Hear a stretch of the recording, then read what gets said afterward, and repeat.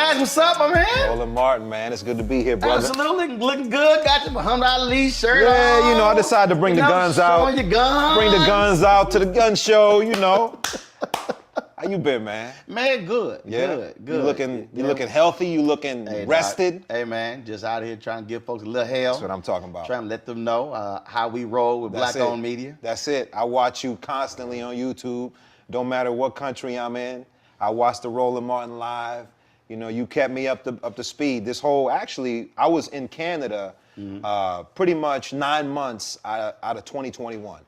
So we finally were able to go back to film season 3 of The Boys. And I mean, really, that was what kept me enlightened of what's going on.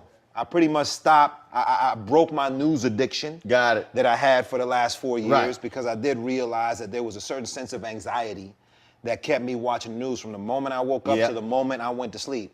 Never happened to me before. And I have unplugged a little bit and been able to focus again on things that I love to do, read more books that I like to read. Yep. But there's certain places that I do go to keep me current, and yours is one of them. I appreciate it, man. Absolutely. And see, that whole thing was, because here people don't realize, I don't watch. Right. I don't watch the cable networks. Right. Because one, they're repeating the exact same thing. Yes. And you didn't have the variety of topics. You don't have really going in depth. You have the 6, 7, 8 minute segments. So people ask me all the time. They talk about. They say, you know, when you did Roland Martin Unfiltered, dude, you'll go 45 minutes to an hour. I'm like, yeah. Because one, I'm not asking somebody. First of all, no one else is in my ear. Right. Saying we got to move on. Right. Because it's mine. Right. And if they are, I'll just pull it out. Right. And I said, because for me, the way I roll is, I think back when I went to CNN, we sat down and they asked me, and they said, what kind of show you want to do? And literally, so this is 2000 and I joined them, so this is 2007. I said, it's going to be a scripted, unscripted show. I said, you let it flow. Right. I said, the script is a guide. Yeah. Sure, we're going to have these elements. I said, but if that conversation is fire, I'm gonna keep that to tomorrow. Let's go. Yeah. Like I hate the phrase, sorry, we gotta leave it there. Right. No, actually we don't. Right. You don't have to run that package. You don't have to go to that next story. So my whole deal always is, now if I have a guest, that's a different deal, but it's like in the middle of the show, this is my TV One show, all my shows, I'm actually back time in the middle of the show. Like we're sitting here, we're talking, and I'm sitting there going, okay, I know we got 3 commercial breaks, so I'm gonna let this thing go 12 more minutes. Right. I'm gonna cut this on the 5th segment, the 4th segment, I'm gonna kill that package in the 3rd segment, while we're in the middle of the show. Right. Because for me, when that red light comes on and it's go time, you have to be in the moment and you be thinking like for the audience, what makes this interesting? Right. And that's why I can't watch most of those shows because they're so stuck in the formula. And it's just not interesting, and I can't watch. Yeah, no, I also love that you bring on controversial people or people that you are going to go head to head with. And I ain't scared. No, and I enjoy that. I love seeing people come on your show and actually have a joust, you know, an intellectual battle between you two, and may the best man win. You know, and see, it's like boxing. Yeah. It's boxing for me is like every time I interview a singer or a comic, I'll ask them, and this is before verses. I'll ask them, who would you love to go on stage with in front of an audience in this microphone? Who would you love to battle? Who would you love to challenge? Who do you think brings the best out in you? Who absolutely raises your game? I guess in acting, when Pacino and De Niro were in Heat. Right. But they were actually in scenes together. Yeah. Now, granted, that's a little different because how movies are shot. Sure, it's scripted. And it's so there's a scripted winner. Right. Right. But the dynamic still being on screen. And so I love asking people that because it's somebody who does that, who said, yeah, no, I wanna take this cat on. I want this one. Yeah. Right. Yeah, absolutely. And I don't see anything wrong with it. And it's the same thing for me when it comes to television debate. I'm like, yo, that's why I'm always like, okay, who ready to roll? Yeah, it is competitive to a certain degree. Oh yeah. You know, and debates are, and I feel like we're in such a hyper polarized state right now when it comes to pick a side. Right. And if you pick a side, what does that actually mean? Well, what it's starting to mean, or at least where it is now, is you have to pick everything on that side, right. whether you agree with it or not. And right. I'm not built like that. And that's the problem. Yeah, I can't agree with everything. Right. For me, I'm like, defend your shit. That's right. my whole deal. That's like, it. What's the issue? Right. And if we go at it, let's go. Right. But yeah, like I never self-identify as a Democrat or Republican. Right. I don't call myself an independent. I say, no, I'm just a voter. Right. I look at the issue.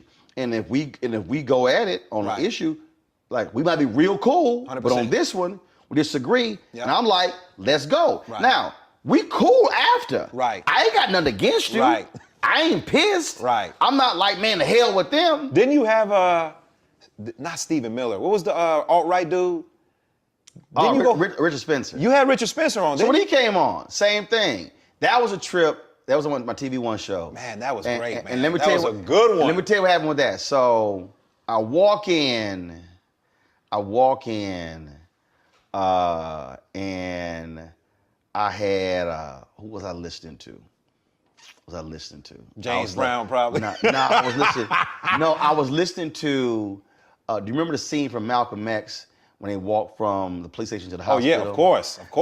Dum dum dum dum dum dum dum. Yeah. The Terrence Blanchard score. Yeah. So that was like that's a straight up hype song. Right. You were ready. You was like anytime when I was working, right. You coming out the tunnel with that song. Right. And I would go meet Right. meet my white bosses.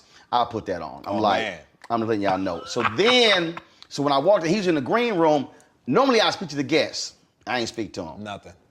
It's like Right. I ain't talking. Right. They brought me out to the set because I had my speaker with me. So I walked out, listened to Big Payback, the one from Django Unchained, with James Brown and Tupac. Yes, sir. I walk into the studio, straight up. Right. Straight up. With theme music. Dog, straight up, walking with a speaker. See that shit down on the table. Audio comes over. He's sitting right there. I ain't said nothing. Mic me up. All you needed was an announcer. And in this corner. Put my earpiece in. I was like, y'all ready? Right. We about to go live. Right. I'm looking at the clock. I'm like, we about to go live. That's all I said. Right. When that shit hit, it was on. That's the deal. I don't even. Bro, I felt it.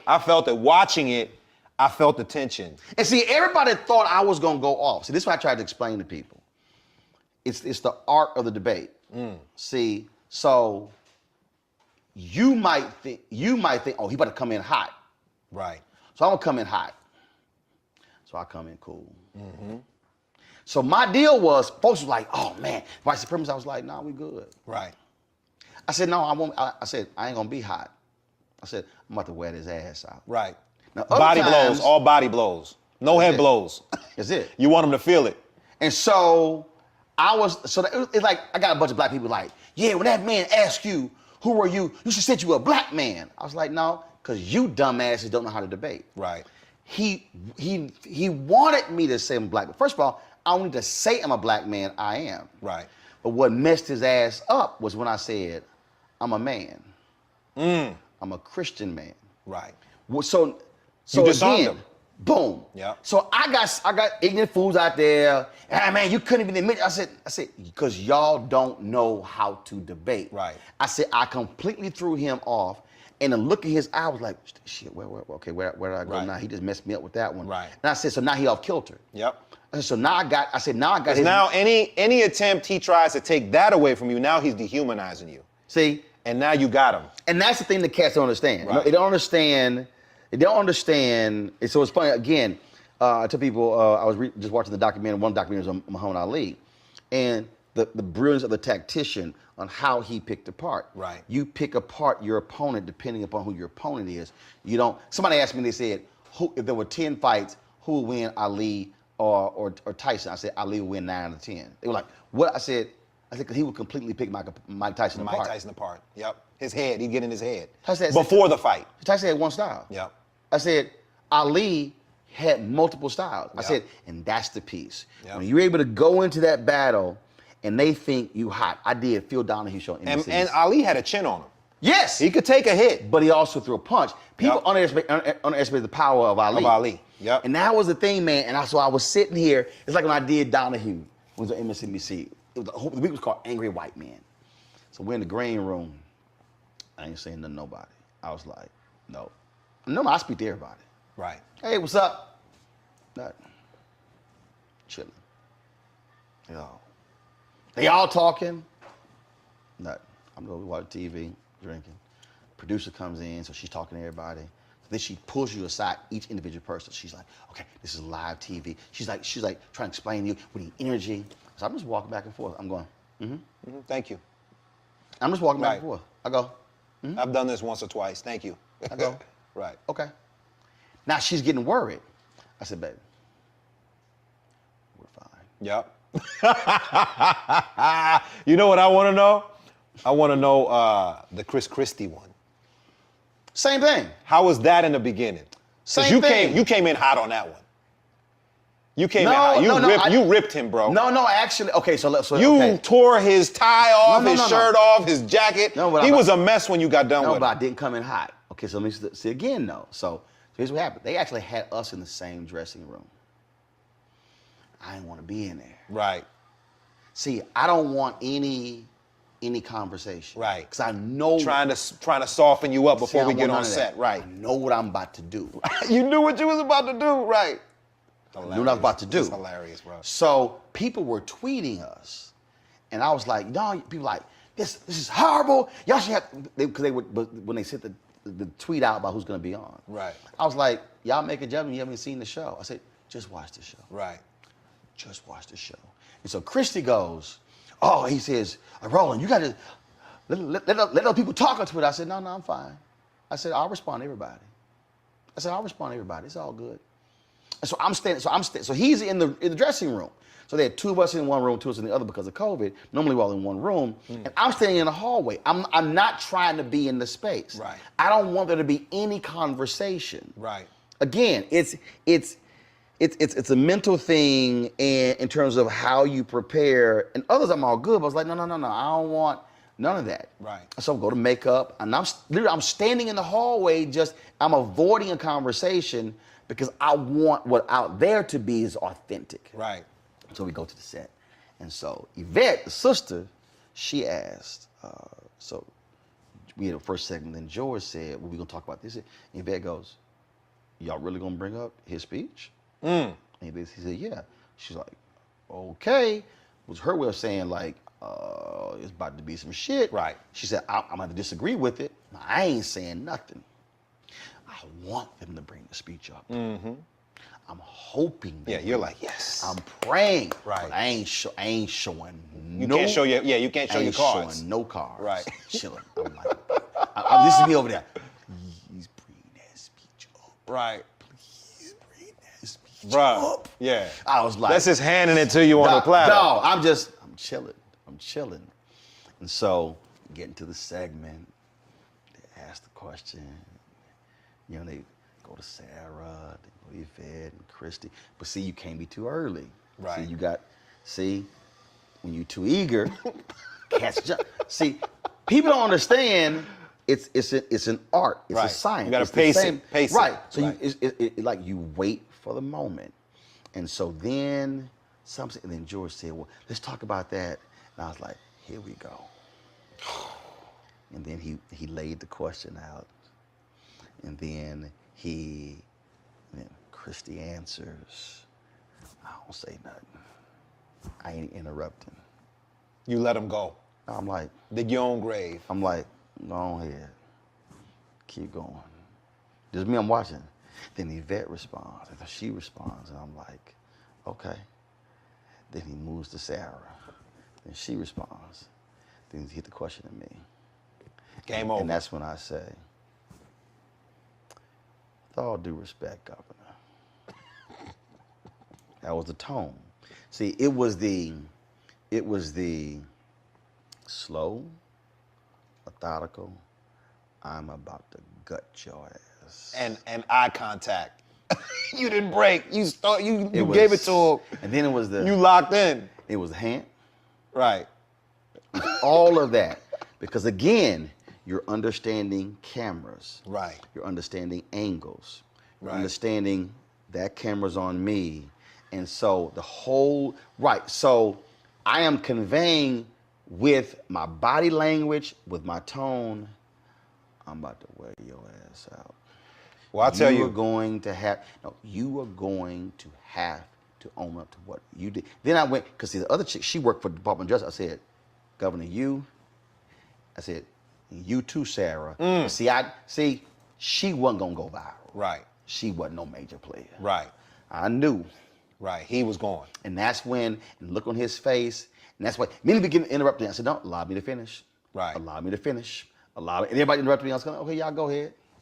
What I loved about it was you said what everybody that was watching it wanted to say. And right.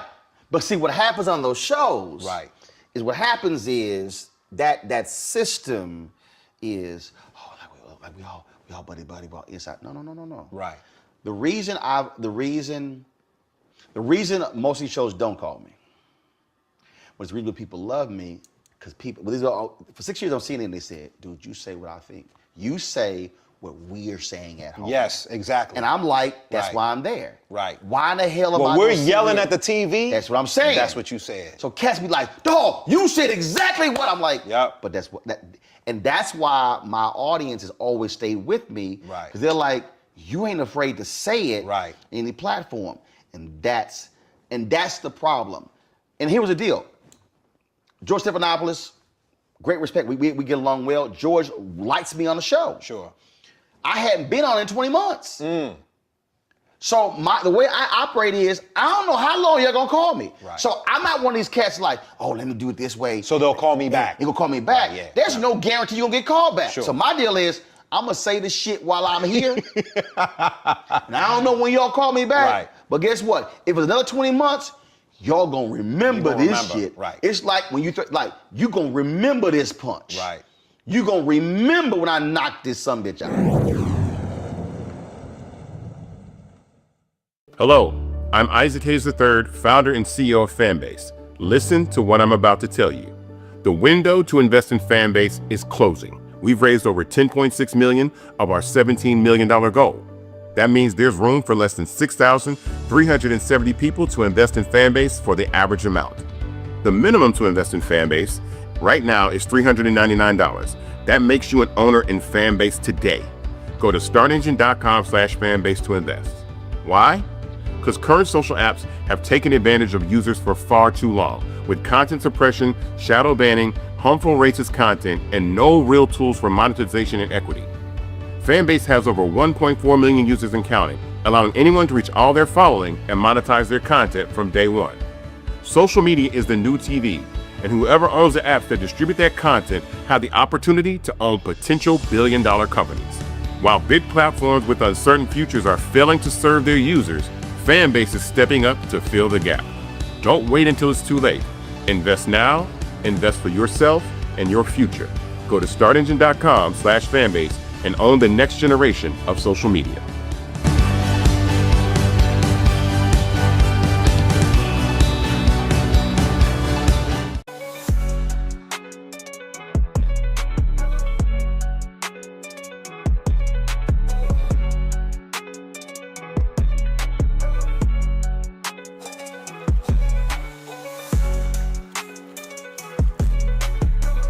There is a benefit to being in studio.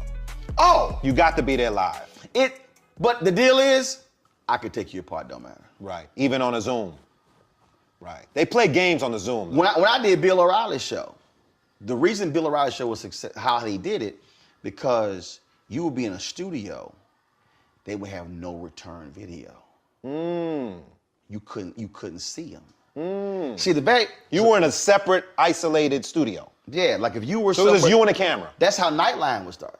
The beauty of Nightline was, guests they were in the building. Right. They purposely said, no, we're gonna put Ted, we're gonna put the guests in a flash studio to create the split screen. Why? Nightline because that creates for the viewing public. It's a clear line demarcation. So it's them. Versus. That's the versus. That's what Nightline. That's how they created it. They were in the building. Right. Had a flash studio. So I was in another city Riley was there. See, what happens is if that monitor right there is underneath that camera, so when I'm talking, I'm seeing his body language. Sure. I'm seeing his facial expressions. Right. You know where to So go. I can do all of that. Right. But see, for y'all haters, when you're a Hall of Famer, I don't need the monitor. All I had was ear. Right. So all I can do is hear Bill, but I'm listening to him and I'm visualizing his facial expression. Right. I'm visualizing. He can see you though. Oh, he can see me. So he had an advantage. He sees everything. He has a clear He advantage. thought he had an advantage. Right. That was always his advantage. Sure. But here's the other advantage they would do. When you do television, you do a thing called the pre-interview. When the producer calls you, Right. asks you all these questions. So they know where you're gonna go on each topic. That's if you dumb. Right. If you tell them. So they would call me for the pre-interview. Right. I would just throw some stuff out. Right. Little thing over here. I may throw one thing. Right. I'll be all over here, whatever. Sure. I'll try to avoid the phone call, fine, if I have to do whatever. But when we go on, what they do is they type the pre-interview up. Right. When I filled in for 2 months on Cameron Brown, they would come to me. I was like, I don't need that. And like, Right. what do you mean? I said, I don't want pre-interviews. Right. I said I want the conversation to happen. Right.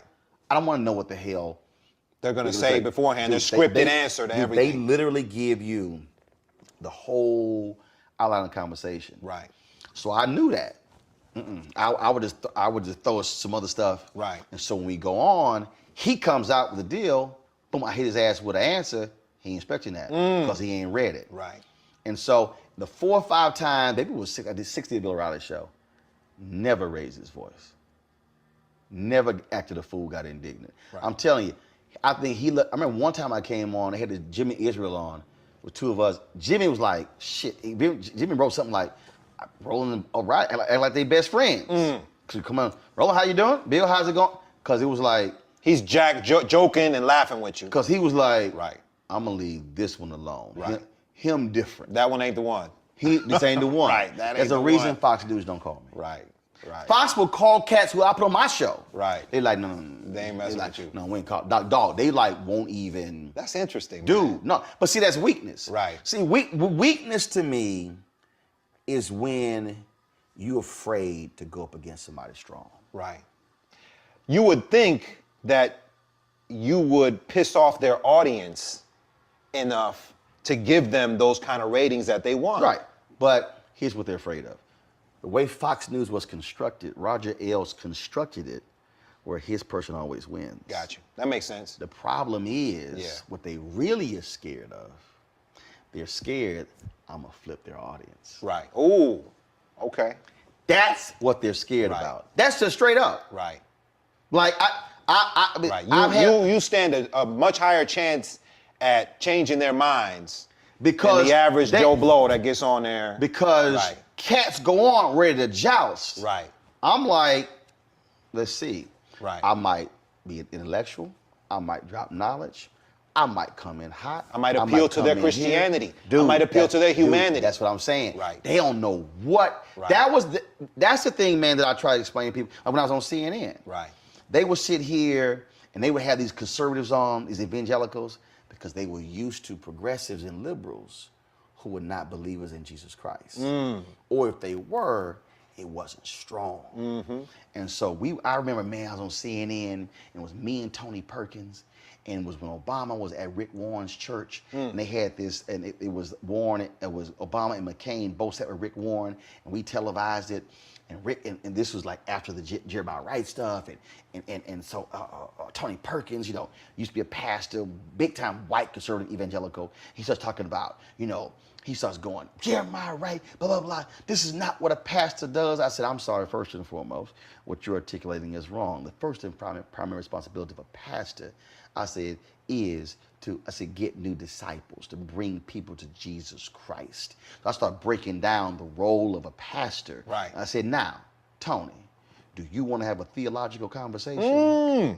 He didn't want that. I said, I'm more than happy to have a theological conversation about the role and the responsibility of a preacher and a pastor and what their duties are. Because I said, we know what the Great Commission was all about. I said, what Jesus said, go out and make disciples. Let me know when you're ready to have that conversation. Yeah, they ain't want that. Dog, they were like, They don't want that. so they ain't used. Yeah, they don't want that. See, it's like, Yeah. hold up. Yeah, because this don't got nothing to do with race. No. This don't got nothing to do with And see, political Here's affiliation. the deal. Oh, I'm gonna fight on your battlefield. Right. See, I ain't. You Right. ain't come to Yeah, my side. I'll come to you. I'll come to you. I'm gonna come sit on your side. Right. I'm gonna on your side of the stadium. Right. Now, you ready to go? So I've done that, and that's what I'm saying. That's why I try to tell people you got to understand. It's no different than what you do. It's no Yeah. different than what when you talk about how do you study to be a great actor? How do you study to be great at anything? It's your craft. Right. And it's sitting down and just like athletes, just like you're watching video, you're watching game, you're watching movement, you're watching how you use your hands, you're watching your shoulder, you're literally watching how you emphasize with your hands. Right. How do you sit here when you're talking and you lean down and you do something along those lines? And add that punch, add that emphasis. See, Yeah. all of that. It's the art of when Chris Christie was talking, and I would go, Right, that's it. knowing full well, camera's on. Right. So I ain't saying a word. Right. My face expression like, that's some bullshit. Right, like you must be crazy. See, Right. Ain't nowhere in the world. And that's Right. understanding all of that. That's why I tell cats, you can't come on here and play with this. That's it. You can't come on and play with That's this. it. Because somebody is watching Yep. and they're sitting there going, what are they saying? Are they going to bring it? Right. And that's the piece, man. And so when you bring that to bear, Right. and all of a sudden they're like, okay, we don't know what he going to hit us with. Right. They like, nah, don't. That's why Laura Ingraham, Nothing. Sean Hannity, Nothing. Tucker Carlson. I've had people, black conservatives have gone to Sean Hannity and said, you should put Roland on. Oh, I ain't messing with that. I believe it. When Neil Bortz had a radio show in Atlanta, somebody texted me like, Neil Bortz going in on you. Tweeted his ass. Called his show. I said, when you want to go? So I'm coming to Atlanta. I said, you know what? I'm supposed to leave on Sunday. I will stay on Monday and spend overnight for a hotel room. And do your show. I said, I'll come into your studio. What your ass want to do? They want it. Hell no. He like, oh, hell no, he ain't, no. And that's what I said, oh, so you gonna talk shit about me. Right. But you afraid to sit across from me. Right. That's why they're scared. Right.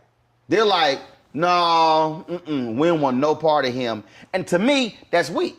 Well, it was definitely a necessary voice that we needed for the last 4 years. We needed that.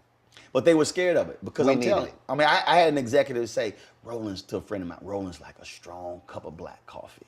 You know, not everybody can handle it. I said, well, see that right there? That tell me you're a weak executive. Mm-hmm. You a weak executive. You a weak cable news executive if you said that bullshit. Because your job, that's like a trainer saying, nah, he punched too hard. Right. I'm sorry, are you trying to win the title? Exactly. Or are you just trying to pick up some easy fights? Yeah, that's and it. get paid. That's it. What is it? Yeah.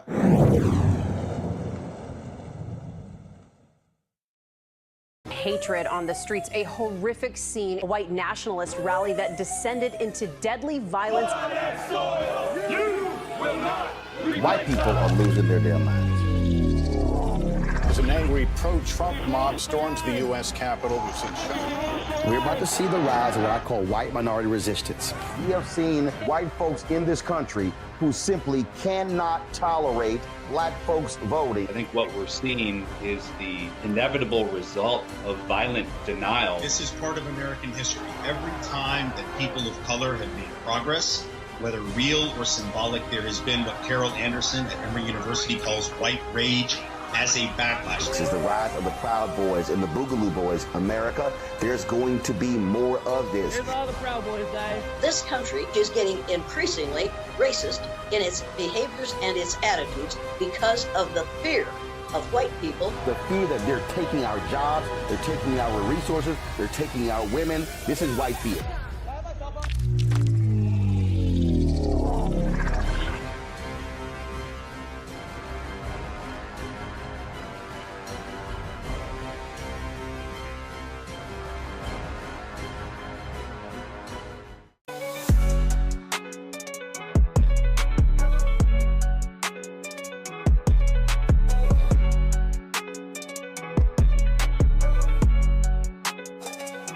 I try to tell folk, older or younger, That's why I say you got to understand. I say you have appreciation for the craft. That's why I love talking to folks in various fields because I want to know what they do, how they do, what's their process, what do they go through, how do they deal with that? Because that speaks to, again, the craft. When you talk to a rapper and he take you through, and it's the breakdown creative of process, the creative process. Because it's very easy to watch the end result, but it's that process. Yeah, we have our own creative process too as actors. You know, I mean, it doesn't start on set. Right. You know, it starts when you get that script and you start creating that character at that moment. You know, when you start having conversations, at least this is how I do it. Right. You know, conversations with the director, or if it's in the television format where the writer is actually king, then having conversations with that writer. And are you grilling them like oh, absolutely. You trying to drill as deep as possible? My main thing is always I am on screen and I am representing what a black man is to the entire world that's gonna see this. And this might be the only black man, a representation of a black man that they see. Right. So I am responsible. Right. For how they see black men. And it's my responsibility to, if I am not playing an upstanding, honorable, someone with a strong principle or moral core, to make sure that this character is so specific that it is him, not black men that are this way. And I wish that more actors would realize how important their position is as an actor of color, playing people of color on screen. Because there are people that see us all over the world in these different images that we portray. And not everyone knows black people to know. Yes. That's not all. See, what you're describing right now literally is the exact same thing for me on cable news. Because when I was on CNN, it's seen 200 countries around the world. Right. So I needed people to see the fullness of a black man. 100%. I needed them. So if I'm sitting here and I'm dropping Dietrich Bonhoeffer, the German theologian who studied at Abyssinian Baptist Church in Harlem, I want them to go, well, did he just drop the German theologian Dietrich Bonhoeffer and his teachings on cheap grace? I want them to go, hold on, what did he just say? When the other white commentators are working in Rolling Stone songs, I said, let's talk about Frankie Beverly Mays' Joy and Pain. Right. Right. They were like, who the hell? I'm like, I ain't talking to you. Right. So it's introducing something new, but who you representing. Yep. And that's the thing, man, that's why I'm telling you, bro, I tell people, don't play with this. No. You don't know how you're touching, how you're impacting somebody, how you can change somebody. It's almost offensive when I see an actor that doesn't take it seriously. It is offensive. When all they do is pisses me off. Memorize lines and regurgitate it. You can tell who's done the work, and you can tell who hasn't. Right. And they're basically wasting an opportunity and misrepresenting us as a culture and as a people by not doing that work and challenging writers and challenging directors and holding them accountable for how this character is portrayed. And okay, this character is doing this, why? This is gratuitous. He doesn't need to do that. Right. Well, how does this push the story forward? Right. Or does it just depict a violent black man? If it doesn't push the story forward, or it doesn't somehow connect to something else that makes up his DNA, we don't need that. So you challenge them to defend it. Yes. And it's not an adversarial conversation. No, it's just but it's an intellectual one. And right. And usually what happens is they appreciate you for it, because they most of them, they don't mean any malintent. Right. They just wrote it, you know, and they were focusing on another character. Right. And you're like, well, you know what? You may have been focusing on these one or two characters, but now that I'm involved, we got to focus on this one. But it also exposes, it's all been written through their prism. Yes. And it's like, yo, that's not your lived experience. That's not your learned experience. I'll tell you, this show that I'm on right now, The Boys, and I'm not selling, but as an artist and as an actor, it's probably the most fruitful experience, because I have worked hand in hand with the creator of the show, in developing this character, in developing his relationship with his daughter, in scenes that I really can't talk about right now because it's from season 3, but scenes that have no lines in them, but they are what a black man who is raising a black daughter, things that have to do with hair, things that have to do with you know, their inability to know that much about each other because of the difference in, you know, male, female, her age as she's growing, but there are conversations that we addressed that were very important to me to display because black fathers, especially black girl dads, I don't believe get enough credit. Oh no, not at all. I don't believe we get enough don't credit. at all. And well, first of all, Dr. Whitfield and I talked about this here. And the problem also is you just have this whole notion that all dads suck. Right. All dads can't do shit. All of them are bumbling idiots. They can't fix anything. But black fathers in particular. Right, absolutely. But it's this whole idea, we talk about manhood, like the whole idea of you watch the commercials and dad can't quiet the kids. Right. Or the kids are out of control and he come in, where's your mama? Your punk ass handle that. Right, yeah. And I'm like, I know my dad handle it. He ain't asked for my mama. Right. And so all of that, and so it's like, it's what you bring. And it's also getting people to understand that, no, why this is important, because people remember it. Absolutely. They remember it. And we're breaking stereotypes that were not created by us. That's it. That's you it. know, if they were accurate, that's one thing, but they're not accurate. That's it. You know, and they're exploitive. And you're changing it. Yes. I had a sister, we worked at CNN together, and she was trying to get me to change my clothes. I was like, hell no. I said, I was raised clean. We dress clean. Right. Now, I said, I'm not going on the air with a blue suit and that ugly ass Brooks Brothers tie. Right.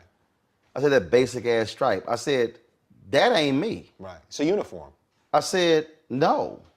I said, my shit gonna have a pattern. It's gonna have some color. Right. I said, we're gonna rock the different pocket squares. Right.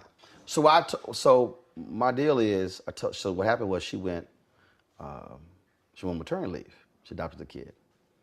And so she was watching. She came back and she said, I know what your ass doing. And she said, damn, that shit's brilliant. I was like, what? She said, I've been trying to get you to change your look, essentially that uniform. She said, you completely stand out. She said, you're not just one of the few black faces. She says, you completely stand out. She said, when they go to that wide shot, she said, you pop. It is undeniable. There's Roland. Right. I said, now you got it. And I mean, I remember, wanted me to blend in. Yeah, I remember back then, man. You put us on the pocket squares. That you were one of the first pocket square pioneers, them all the time. Yeah, you were part of the pocket square and movement. they literally said, "What are you doing?" I was like, "Man, I'm not going on no damn TV." I said, "With a blank pocket." Yeah. I said, "No." I remember back then, the movement was, the way it started was pocket squares and socks. That's when all the funky socks started coming out. You could be in a nice suit, and then boom, when you rock the socks, you got the crazy patterns and colors, and they didn't have to match. Right. You know, and then the pocket squares. See, for me, it was the tie, the pocket square, the cufflinks. Right. Because see, what happened, it's like you saw what I just did right there? It was the desk, right? It was right here. So what happens is, you would be talking, and so I showed somebody, it was like, well, yeah, but how, you don't see him. I said, let me show you the move. Right there. I see him right there. That's the move. Yeah. The move. Let me explain. Hold on a second. So all of a sudden, they see that watch. Boom. They see them cufflinks. Yeah, done and deal. they sitting like, his ass different. Yeah, he's different. I said, and she said, now I see it. I said, now you get it. Right. I said, you wanted me to blend in. Right. I said, I wanted to stand out. Yeah, we don't do nothing blended. We don't blend in. And that was the thing that I said, so now I'm standing out with my look. I'm standing out with my skin tone. Right. Then I'm standing out with my mind. Intellect. Boom, done deal. Game over. They don't like that. No, no. They don't like it. They don't like it. I had one exec told me, man, because when I launched the line of ties, ascots, and bow ties and pocket scrubs, he goes, now you know, if you were full-time here, you couldn't be doing all these things. And I said, and that's why I never be full-time here. Because my whole deal is you're not going to control. First of all, my grandmother was an entrepreneur. Right. My mom was an entrepreneur. My grandfather was an entrepreneur. My aunt was an entrepreneur. I said, it's all in my family. You're not going to tell me I can't own a company. And what the hell does he care anyway?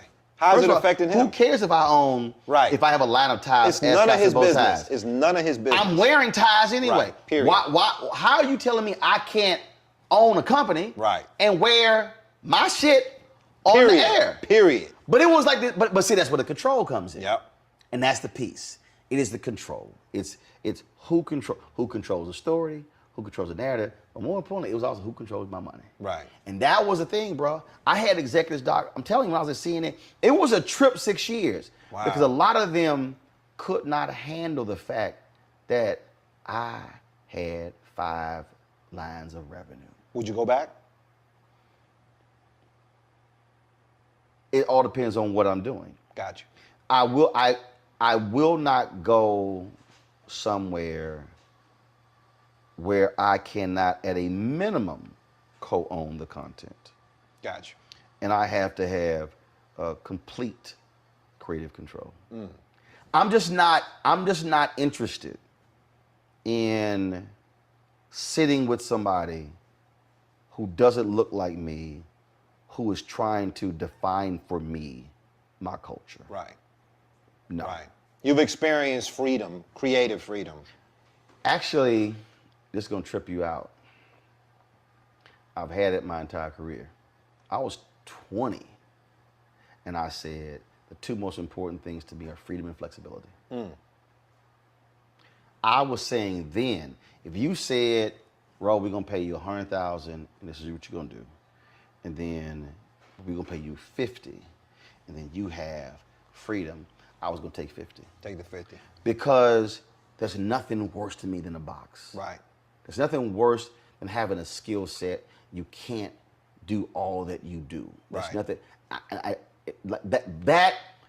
always tell you, after 2 months you used to the new money. You get a raise. And people say, you say that when you have money. I'm like, no, you get actually used to it. I said, but I would be frustrated. Look, when they cancel News One now, TV One offered me a 3-year contract. They said, we're going to keep your salary the same, $330,000. My agent was like, Roland, easy money. I said, nope. I said, because they have no plan. He's like, Roland, it's easy money. I said, no, there's no plan. Right. They're still figuring it out. I need to know what I'm doing. Right. I said, the money is not what's important. I said, no, what am I doing? What am I doing? And I walked away. That's when you started your own platform. I knew, well, in fact, when I was talking with Alfred Liggins in his office and he told me they were ending the show, seriously, there was no movement. There was no gut punch. Did you see it coming? Actually, I called it when we started. When we started the show, I told them, I said, this show's budget cannot exceed $3.5 million. I said, if you exceed $3.5 million, you're putting yourself in the danger zone. When we hit the 4, I said, I'm trying to tell y'all. I said, you are putting yourself in the danger zone if you exceed $4 million. I said, you are setting this show up to be cut. Right. I said, because the nut is too big. Right. I said, I'm telling you, you don't do it. Then went up to 4.2. I said, I'm telling y'all. What was driving up? It was because they were not hiring multi-skill set people. Okay. I kept telling them that. Okay, so they had to hire more people. I said, don't hire somebody who can only produce. Right. I need to be able to produce, shoot. I said they can be multi-skill set. Sure. Everybody on my team can do play multiple positions. Right. I said because the industry is changing. Right. And I said if you do that, I said you're putting yourself in a position to get cut.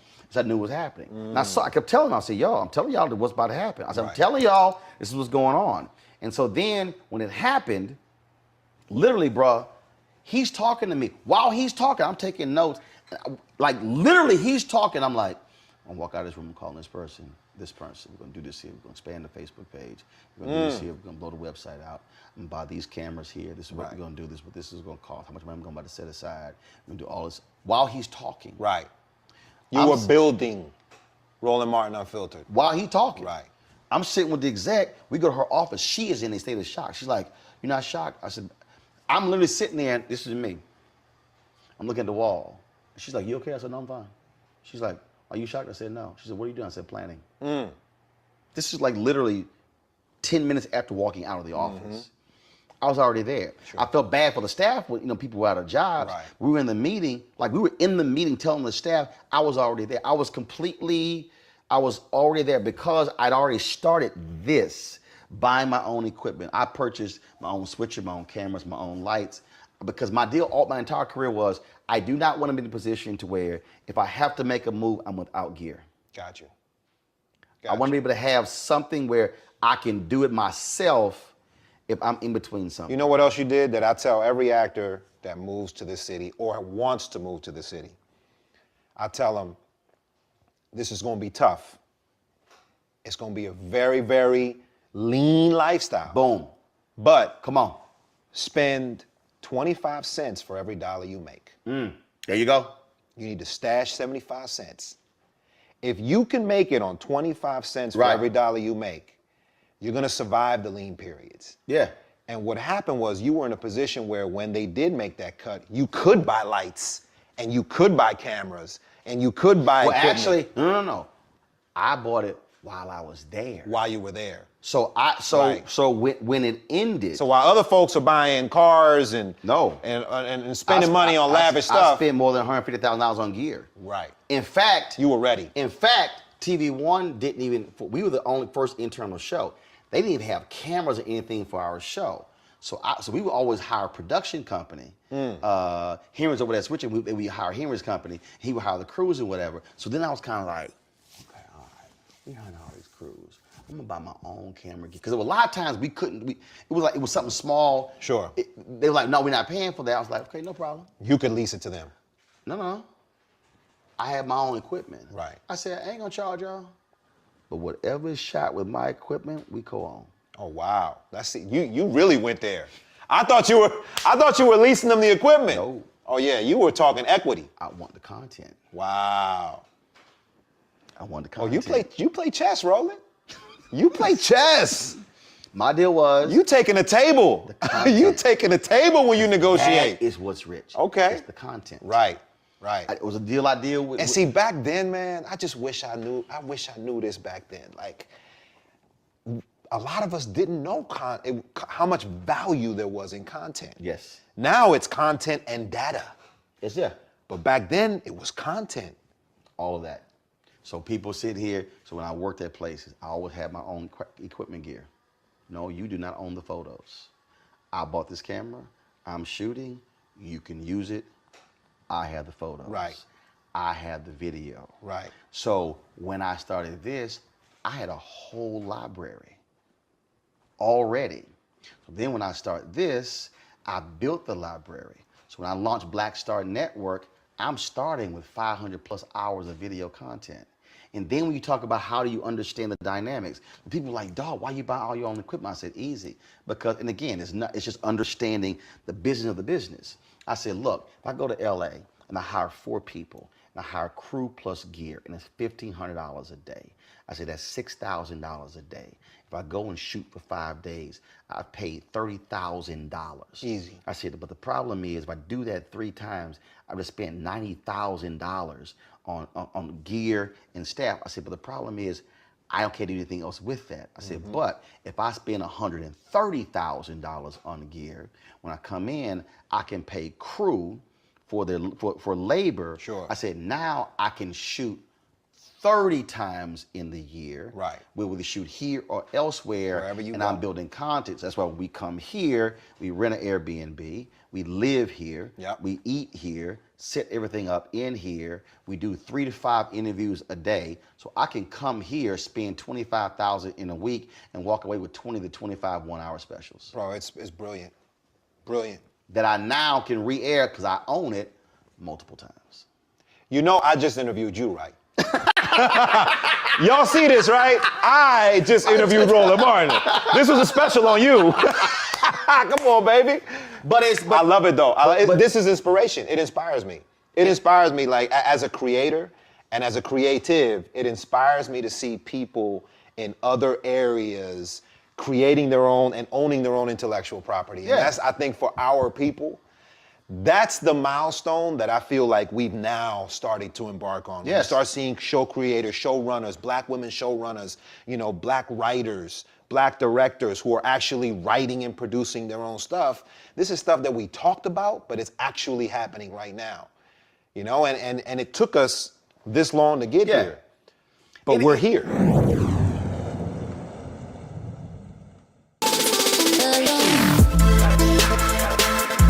Hey y'all, welcome to The Other Side of Change, only on the Black Star Network and hosted by myself, Rhea Baker, and my good sis, Jamira Burley. We are just two millennial women tackling everything at the intersection of politics, gender, and pop culture.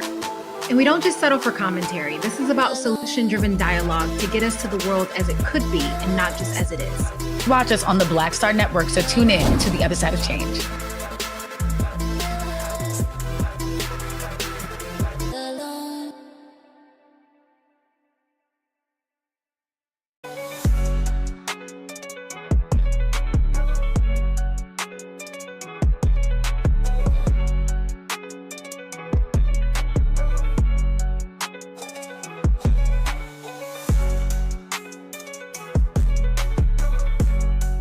I talked to Damaris Lewis, who's worked with Prince, and I read a bunch of Prince interviews, studied him, met him a couple of times. I hate that we never had this conversation. Right. But other people have said to me that, oh my God, Prince loved you. He always talked about it. Van Jones, like, I swore he said y'all were buddies because he always talked about you. We never, only met him twice. But I spend time studying people who are in other industries. I'm like, okay, how did they do that? So when he was talking about Own Your Own Masters, when he went in, when he sued Warner Brothers, and then he saw the whole deal where he was paying for this and this and this, he's like, well, look, y'all flying to come see me, and I'm paying for your airfare and your 5-star hotel. That's why it's Understanding 360. This is crazy. Can you imagine Prince if he were here now, what he would be doing? Well, everybody forget. Not needing a label. He wouldn't have needed a label. But he didn't before he died. He didn't need it, yeah. He was in distribution. Right. Everybody forgot. Prince was doing downloaded music before iTunes existed. Wow. Dude, when he had downloaded music on his website before iTunes existed. Dude, way ahead of the game. But that's what I'm talking about. And what I try to tell brothers and sisters, when I say study the craft, study the business of the business. Yes. Okay, well, how can I apply what he did in music to what I'm doing? Right. How can I apply what this person in engineering is doing to what I'm doing? It's understanding that, and that's why when you talked about when I was buying equipment, not buying a car, like the only car I've ever wanted in my life is a Dodge Viper. I'm not a car person, but the only one I've said that I've desired. Sure. But I also told myself I will only buy a Dodge Viper if I make by clear $1 million a year in 3 consecutive years. Because one, I ain't financed. I'm paying in cash. Right. Not gonna do it. You don't want to deal with that. Not dealing with it. Yeah. So that's what. All this, I ain't leasing. I'm not. No. Right. Buying outright. So, but my whole deal is I'm perfectly fine if I never actually get it. Sure. Because I'm doing this over here. Yeah. And that's the thing, man. I spend a lot of time studying other people and how these things were constructed and how they were built. And now I'm sitting there like, okay, we can do this, we can do that, we can do this. So when I'm talking to people about distribution and then with content and different platforms, like, okay, this here, because that's what it's all about. Because we are also taught to sell our stuff. We're taught, write a script, sell it. Music, sign a deal, give it away. Yep. Versus what you just said, hold up. So if you offer me this, and I'm gonna take less. Right. I'm gonna live off of this here, but I can now take that thing and I can sit here. Matty Rich sat there and he said, dude, he said, I own Straight Outta Brooklyn. He said, I am still, he said, those residuals come in. He said, because I own it. But you have to be willing to be content and say, I'm gonna forego the 20,000 square foot house. Yep. Because I'm cool with the 10. Right. Because I own it, because I have my freedom. Yep. And that, dude, you can't pay me for freedom. And freedom is what will keep your artistic integrity alive too. A lot of people that have done stuff that they are not proud of what they had to do, they did it because they had to, not because they wanted to. Yep. And I'm like, now we're good. And that's why I always tell actors, like, live lean. Live lean, because when the dry period comes, and it comes for everybody's career, you have ebbs and flows. When you have a flow, you ride that thing to the hill. You ride it to the hill. But you got to also stash and get ready for the ebbs, because when things get lean, you don't want to have to do something that you're not going to be proud of. Yep. I'm going to add one to it. We're going to close this. I'm going to add one to it that you can give them this. Not just live lean. Think lean. What I mean by that is redefine your personal validation. That's really what it is. See, that's the core. That's the core. See, if your thing is, I gotta have this big house. Right. That's gonna drive you. Yep. This, when I moved to Chicago, my CFO said, "You selling your house in Dallas?" No. I said, "No." She's like, "Why?" I said, "I talk too much shit on TV to ever be homeless." Right. I said, "I own it." Right. That's yours. I said, "Whatever happens, Yep. I own it." Yep. My dad, my parents, and my sister and her too. The 3 generations of Martins live in my house right now. Right. For free. Right. I said, you don't have to worry about that. No. Right. I said, but whatever happens, I already own a home. Right. I said, oh, let me be real clear. I could easily go live in a 2,500 square foot house. Right. So again, my validation is not, I have a 10,000, 20,000 square foot house. Right. I could easily do that. Right. Because how I view it, when I bought the Sprinter last year, that was the first, it hit me a month later, I said, this is the first Mercedes I've ever owned. But here was the difference. The Mercedes that I bought was 100% tax write-off. Right. Yep, over 6,000 pounds, you can write it 100. I know the deal. See, yep. but the thing is, it's the validation piece. Right. So I've never owned a pair of Air Jordans. Right. If I did, it was given to me. Right. I got a pair of Air Jordan golf shoes that was given to me in the golf tournament. Right. I ain't buy that. Those are nice. Because the validation, right. So for me, that never drove me. Right. And so when you're there, now your decision making is totally different. Totally different. Because your validation is not. Yeah, 100%. That whole piece. And traditionally, we as a people love to shine. There you go. And it doesn't mean don't shine. It just means check off these other boxes before you decide to shine, so that you can shine forever, not just for now. Or shine in a different way, in that somebody can sit across me and they wearing Versace all day. Right. I can completely outshine them in these pink socks, these blue linen pants, and this shirt, and the shoes, and the whole combo didn't cost me $100. Oh, easy, easy. But again, right. it's a different validation. There you go. Yeah. You have that changes right. it. And those things aren't making you. Nope. You make them. That's it. Yeah. That's it. Just like you wear them dashikis. They don't wear you. You know it. On the ass, Scott. Hey man, I gotta make sure people know during COVID, we had a 2-hour conversation about African clothing and textiles. You hit me to the whole game, man. You broke it down. Send me different examples. Oh, this yeah. is this is that. This is called this is called that. So the buttons on this one go down this far, but this one goes down to my ankles. That's right. Yeah, bro. We had some Just different looks. Yeah, Just different. And then you'd get on the turntables and start spinning on Instagram, bro. Come on now. It was you were multitasking. I don't want anybody to say he's predictable. Nah. We had a good one, man. There Absolutely. were a lot of days that you kept my mind from going nuts during lockdowns, man. I appreciate it, baby. That's friendship. Always good seeing you. Yeah, likewise. Laz. Love you, brother. Appreciate it, baby. Love Keep you. doing well. You know it. And next time I interview you, we'll talk about something else. Yeah, I talk more in this interview than all the rest of them. Thank you so much for joining Laz Alonso on Rolling with Roland. On Roland's Roll. Yeah, Laz Alonso on Rolling with Roland on the Black Star Network. You know this was what I did before when I was on BET. I can tell. You remember that? I can tell. Bro, come on, man. You know how I ask questions. I can still get down.